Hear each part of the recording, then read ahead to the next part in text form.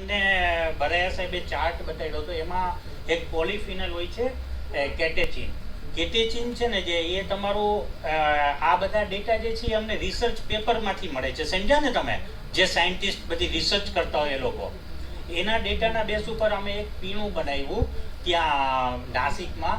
અને જે green tea છે ને એ તમે 1 કપ લ્યો ને તો 1 કપ ગ્રીન ટીમાં તમારું 50 મિલીગ્રામ કેટેચિન હોય. જ્યારે આ રાગી છે ને એની અંદર 62 મિલીગ્રામ છે. મતલબ ગ્રીન ટી એટલું હાઈફાઈ માનવામાં આવે.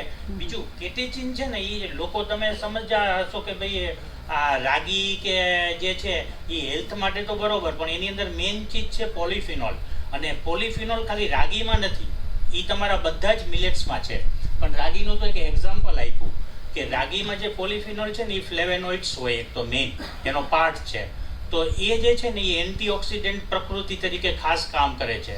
અને અમારી પાસે છે ને એવું તમારે કોઈને પર્સનલી જોવું ને તો તમને મેલ બતાડીશ કે અમારી પાસેથી મોટી મોટી કંપનીઓના મેલ આવતા હોય કે ભાઈ બ્રેન એનહેન્સ માટે પીનટ બટર બનાવવું છે કે આ આવી રીતના કરવું છે. તો આ બધી જે ચીજ વસ્તુઓ છે ને એ ડેટાનો ઉપયોગ કરી અને એના આધારે અમે બનાવીએ છીએ. અત્યારે મારું પીનટ બટર ઉપર કામ ચાલે છે, જેમાં અમુક મિલેટ્સ યુઝ કરીએ છીએ કે એનાથી એન્ટીઓક્સિડન્ટ પ્રકૃતિ વધવાથી નેક્સ્ટ કરો તો એજ ઉપર એક અસર થાય છે.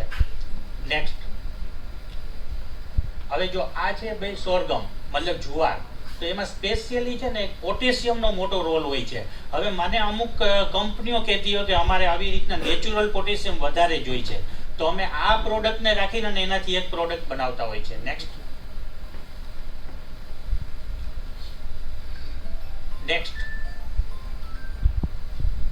જો ટાઈપ 2 ડાયાબિટીસ છે ને એટલે ઓમ તો બધા છે.